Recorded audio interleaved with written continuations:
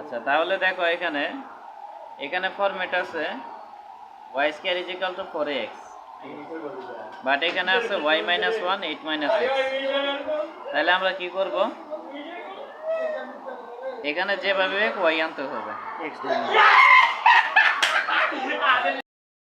আচ্ছা, এখানে দেখো তাহলে আমরা যে কাজ করব, y মাইনাস 1 এর পরিবর্তে y ধরে নিব, স্কয়ার স্কয়ার দিব মাইনাস 8, আর x মাইনাস 3 এর পরিবর্তে x নিব, কারণ আমাদের কি যেভাবে হোক এই ফর্মেট আনতে হবে। এখন এখানে যে y আছে বা x আছে, তাহলে দেখো আমাদের ফর্মেট আনতে হবে y square equal to 4x, but এখানে আছে y মাইনাস 1 x মাইনাস 3, কিন্তু যেভাবে হোক এখানে y আনতে হবে, এখানে x আনতে হবে। সেজন্য কি করব, y মাইনাস 1 কে y ধরবো, স্কয়ার স্কয়ার দিলাম, মাইনাস মাইনাস নিলাম, মাইনাস 8 নিলাম, আর x মাইনাস x কে x ধরে নিব। মানে এখানে ছোট ভাই দিয়ে কোনো কাজ হচ্ছে না, সেজন্য ছোট ভাইয়ের পরিবর্তে বড় ভাই আনলাম। এক কথায় ছোট হাতের y এর পরিবর্তে বড় হাতের y নিলাম, আর ছোট হাতের x এর পরিবর্তে বড় হাতের x নিলাম। তাহলে আরাফাত, এখানে কোনো প্রশ্ন আছে? মারুফ? না ভাই, না ভাই, কোনো প্রশ্ন নাই। আর এখানে লিখবা যে এত ধরে। তাহলে এখন দেখো y স্কয়ার নিলাম, ইকুয়াল দিলাম, তাহলে সূত্র অনুসারে এখানে 4x নিতে হবে। তাহলে 8 থেকে 4 নিলাম।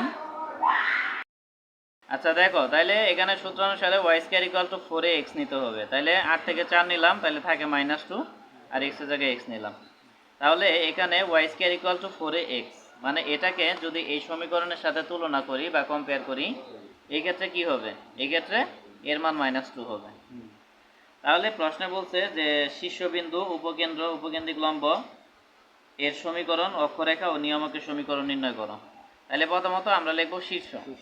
এখন দেখো, যেহেতু আমরা y কে ধরে নিছি, x কেও ধরে নিছি, মানে y minus 1 equal to y আর x minus 3 equal to x ধরে নিছি। এই ক্ষেত্রে আমরা যে কোনো স্থানাঙ্কই বের করি না কেন, প্রত্যেক ক্ষেত্রে বড় হাতের x, মানে x yটা নিতে হবে আর কি। তুমি যেটাই ধরো না কেন, যে কোনো বিন্দুর স্থানাঙ্কই নেও না কেন, এই ক্ষেত্রে x y ধরে নিতে হবে। তাহলে শীর্ষের সূত্র হলো 0 0, বাট যেহেতু আমরা এখানে x y ধরে নিছি, এই জন্য x y কে মেনশন করছি। তাহলে আমরা লিখব যে অর্থাৎ x ইকুয়াল টু 0 এবং y ইকুয়াল টু 0। তাহলে x এর মান আমরা কি ধরছি? বড় হাতের x এর মান ধরছি x মাইনাস 3। তাহলে x মাইনাস 3 নিব ইকুয়াল টু 0, বা এখানে y, তাহলে y এর মান আমরা কি ধরছি? y minus 1। তাহলে y মাইনাস 1 ইকুয়াল টু 0। তাহলে x ইকুয়াল কি হবে? -3 কে এদিক পাস করলে +3, আর y এর মান কি হবে? -1 কে এদিক পাস করলে +1 হবে। তাহলে আমরা লিখব অতএব নির্ণয় শীর্ষবিন্দুর স্থানাঙ্ক, অতএব শীর্ষবিন্দুর স্থানাঙ্ক। তাহলে x এর মান কি? 3, আর y এর মান 1। তাহলে এখানে কারো কোনো প্রশ্ন আছে কিনা?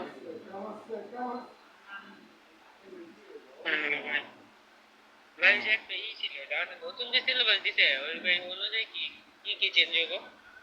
নতুন সিলেবাস অনুসারে তোমাদের 11 থেকে 15 অধ্যায় নাই, এটা বাদ দিয়ে ম্যাথ 2 এর 1 থেকে 3 অধ্যায় ঢুকাইছে, আর ম্যাথ 1 এর 15 অধ্যায় ঢুকাইছে। মানে তোমাদের ম্যাথ 3 পরীক্ষা মধ্যে আবার আগের পরীক্ষাগুলা দিতে হবে, আগের অধ্যায়ে কিছু টাচ করতে হবে আর কি।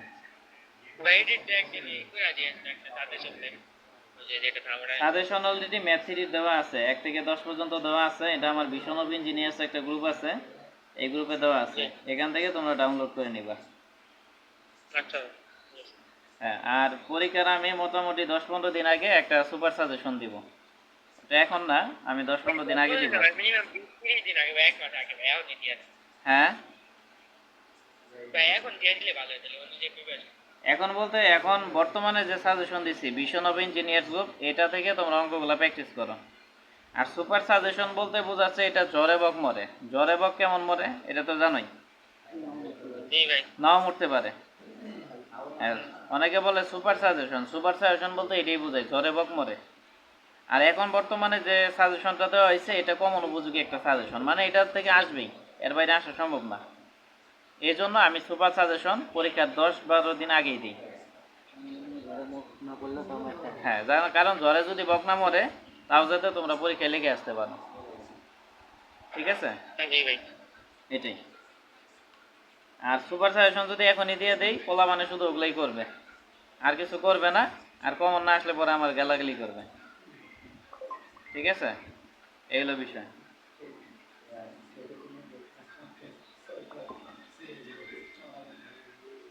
আচ্ছা,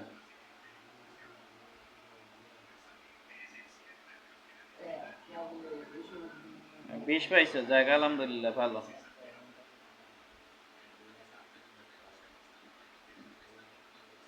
ভাই, আপনি কি আমাকে বললেন সে অ্যান্সার করছিলাম পরীক্ষাতে, হ্যাঁ, 25-এ অ্যান্সার করছিলাম 20 পাইছি।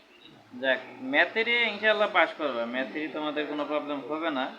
তবে কথা হলো, ভাই এবার তো একটা সমস্যা করছে যে কত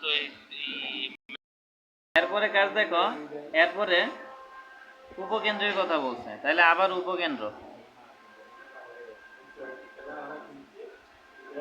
তাহলে প্রত্যেকটা স্থানাঙ্কের ক্ষেত্রে কি এক্স ওয়াই নিব, কারণ আমরা এক্স ওয়াই দিয়ে ধরে নিচ্ছি। তাহলে উপকেন্দ্রের সূত্র কি a0, অর্থাৎ তাহলে বড় হাতের এক্স এর মান কি a হবে, এবং y এর মান 0 হবে, বা x কে আমরা কি ধরছি x - 3, আর a কে কি ধরছি -2, বা y কে আমরা কি ধরছি y - 1 = 0। তাহলে x এর মান যদি বের করি তাহলে -2 আর -3 কে এদিক পাস করলে +3, তাহলে হিসাব করলে কি 1, আর -1 কে এদিক পাস করলে +1 হয়ে যাবে। জি বলো। উপকেন্দ্রটা y এর ক্ষেত্রে হলো x সমান a আর x এর ক্ষেত্রে হলো y সমান a। এই যে এখানে প্রথমটার সাথে প্রথমটা নিবা, দ্বিতীয়টার সাথে দ্বিতীয়টা নিবা।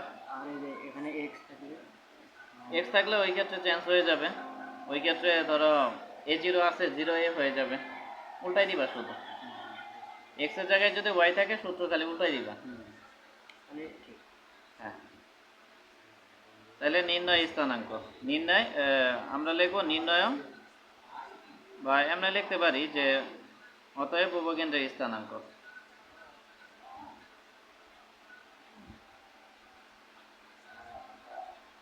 তাহলে উপকেন্দ্রের স্থানাঙ্ক x এর মান 1, y এর মান কত 1, x এর মান 1, y এর মান 1। তাহলে এখানে কোনো প্রশ্ন আসছে কিনা?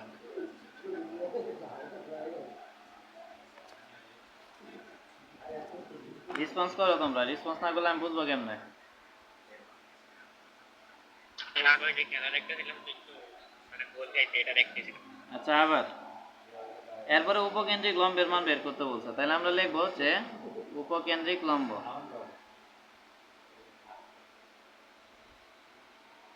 উপকেন্দ্রিক লম্বের দৈর্ঘ্য বের করতে বলছে এবং সমীকরণ বের করতে বলছে। তাহলে আমরা লিখবো যে উপকেন্দ্রিক লম্বের দৈর্ঘ্য, তাহলে এটা কি হবে মডুলাস অফ 4 একক। তাহলে মডুলাস অফ 4 এর মান হলো -2, তাহলে একক। তাহলে হিসাব করলে -8 মডুলাসের জন্য মাইনাসটা প্লাস হয়ে যাবে, তাহলে +8 একক। তারপর আবার লিখবো যে আবার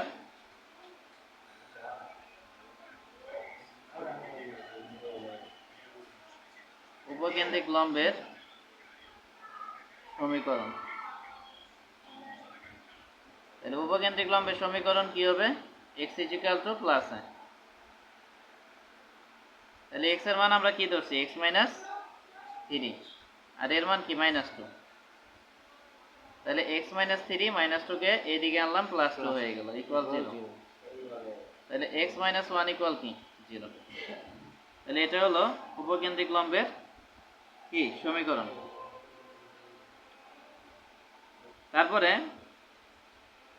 অক্ষরেখার সমীকরণ বের করতে বলছে, তাহলে আমরা লিখবো যে আবার অক্ষরেখার সমীকরণ,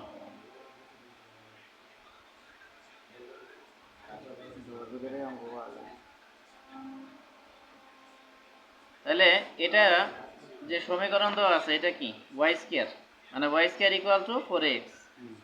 তাহলে অক্ষরেখার সমীকরণ কি হবে y ইকুয়াল টু 0। আর যদি s স্কয়ার হইতো তাহলে x ইকুয়াল 0 হতো। তাহলে y এর মানটা কি ধরছি y মাইনাস 1 ইকুয়াল টু 0। তাহলে এটা হলো অক্ষরেখার সমীকরণ। তারপর বলছে নিয়ামকের সমীকরণ, তাহলে আমরা লিখবো যে আবার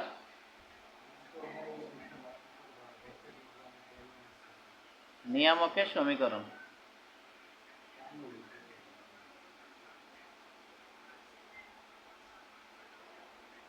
তাহলে নিয়ামকের সমীকরণ এটা সূত্র হলো x is equal to minus a। তাহলে বা x, তাহলে x এর মান কি ধরছে x মাইনাস 3 আর মাইনাস এর মান কত মাইনাস 2। তাহলে বা x মাইনাস 3 আর মাইনাসে কি প্লাস, তার মানে প্লাস 2। তাহলে বা x মাইনাস 3, তাহলে প্লাস 2 কে এদিকে আনলে মাইনাস 2 হবে ইকুয়াল টু 0। অতএব x মাইনাস 3 মাইনাস 2 ইকুয়াল কি মাইনাস 5 ইকুয়াল টু 0। নিয়মকে সমীকরণে y ইকুয়াল মাইনাস ওখানে x এস এস কে মানে উল্টে যাবে, সহজ কথা উল্টে যাবে। তাহলে এটা আশা করি বুঝতে পারছো সবাই। তাহলে ওই একটা জায়গায় কিছু